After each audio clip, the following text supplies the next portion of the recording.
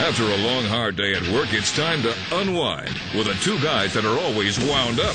It's Marty and Miller in the afternoon on Des Moines Sports Station, 1460 KXNO. Welcome aboard to a beautiful Thursday, May the 17th, 2007 edition of Marty and Miller in the afternoon on Des Moines Sports Station, 1460 KXNO. Talking the world of sports right up until 7 o'clock. Corey Kuhn along the way as well, 284-5966 and 866-333-5966. The two-way sports conversation telephone numbers. Marty and Miller at KXNO.com. Good afternoon there. Kenny, how are you today? Well, it's days like this that I'm glad I'm not a Cubs fan. Oh, we got Kyle Orton right at the start of the program. How about that? Yeah, that's fine. He was in meetings, and we take him when we have to take him. That's all right. We'll get to the Cubs thing coming up. We will, but okay. Good afternoon there, Kyle, Marty, and Miller, Des Moines Sports Station, 1460 KXNO. All right, they're queuing him up. The Cubs thing, Mart, was epic. This is like, coming out on stage. We're on the Tonight Show, and here you go. And you throw a guest at us. That's all right. So he'll get them lined up. Good thing Kyle's not on hold, because I don't like when it goes like this. Let's get to him right now. He joins us from Chicago. It's minicamp, and Kyle finds time between meetings to give us a few minutes. Kyle, Marty Terrell, and Ken Miller, thanks for coming on. How are you? Good. How you doing? Good afternoon, Kyle, Marty Terrell, Marty and Miller here on Des Moines Sports Station. The former Southeast Polk Ram and Purdue Boilermaker joins us on the program. All right, how about, this minicamp? Obviously, you want to give the starting quarterback and the backup there a run for their money. What is your mindset as minicamp gets underway this weekend? How about that?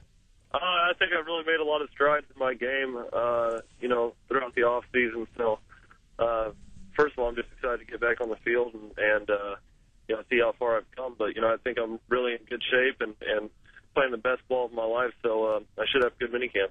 Kyle, we'll get to the Super Bowl in a minute. I want to talk about things that have unfolded since then. I know they got a couple of quarterbacks that. I don't know where they're going to on the roster where they fall in. I mean, we know Grossman, we know Greasy. Chris Leak is in camp. He thinks he's going to get the job. I know that they've got a kid that's tearing up NFL Europe, but that's all part of it, right? I mean, you're a pro now, and you expect this kind of competition for every roster spot.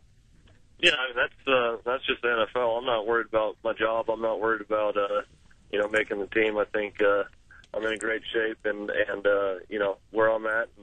And certainly don't have any concerns over my job.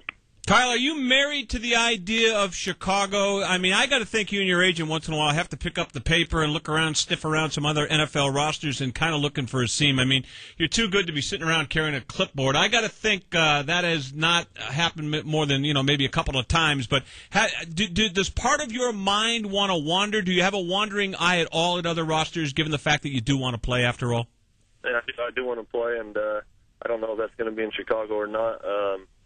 It's a business, and they're going to play the guys who think they think give their team the best chance to win. And but I want to play, and I want to win football games. So if that's here, it's great. I love the city, I love the fans, but if I got to get somewhere else to do it, then that's what's got to be done. What percentage then would you want to? We love percentages and odds on this program. What percentage would you say you're in Chicago, and what percentage would you put on the idea that you may be moving up a depth chart in some other outpost in the NFL? How about that? I don't know. This is going to be an important year. For me in Chicago. It's Rex has got one more year in his contract, so it'll be interesting to see what happens this year, and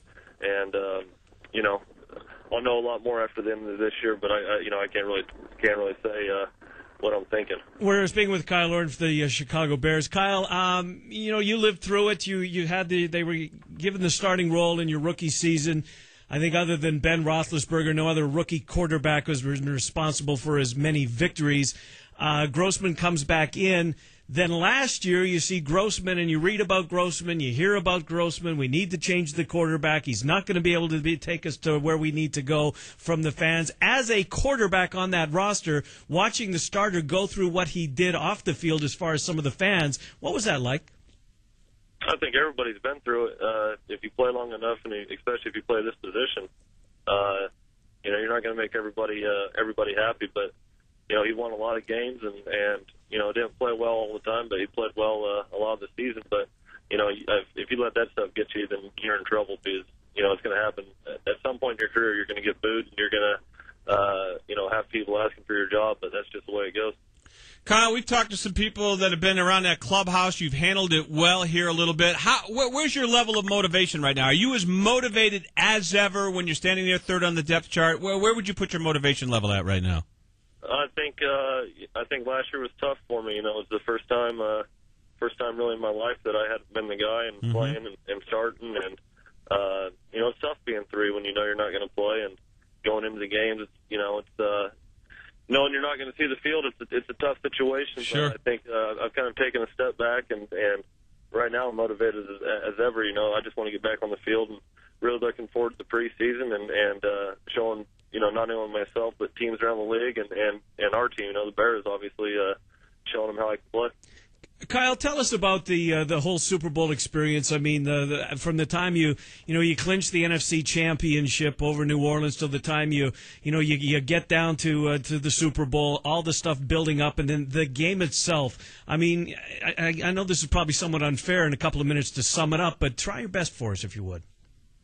You don't have a lot of time to think about it when you're going through it. You're so busy, and obviously you're trying to prepare for the biggest game of the season and probably your life. So we had a lot of fun, but obviously we would have liked to win the game, but got beat by a very good football team, and probably they were probably the better football team this last year. But had a great time. Really, you just try to enjoy it and something I'll obviously remember for the rest of my life. We've always been big fans of yours, and I'll never forget it. We had the other sports radio entity in town called The Jock, and me and a guy, Bama Bob, who's now living in Alabama. Kyle, I don't know if you remember this game, but you lit up Indianola one night down at Simpson Indianola Community Field. I don't know if you remember this game. I don't know if you threw for 500 yards, but I turned to and Mark Hansen, by the way, the Des Moines Register columnist, was in the booth, and I said, you know what, we're looking at a kid that, is going to play big-time college football, but we started to see that. Do you remember the game, the night down there, where you absolutely, I think, it had to be one of your best high school games ever, Kyle? How about that?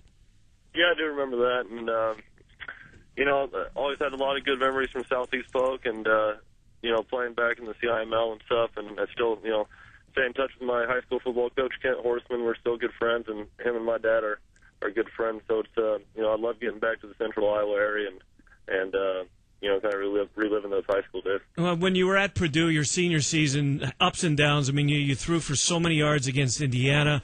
The comeback against Ohio State, you guys start off, I think you were 5-0.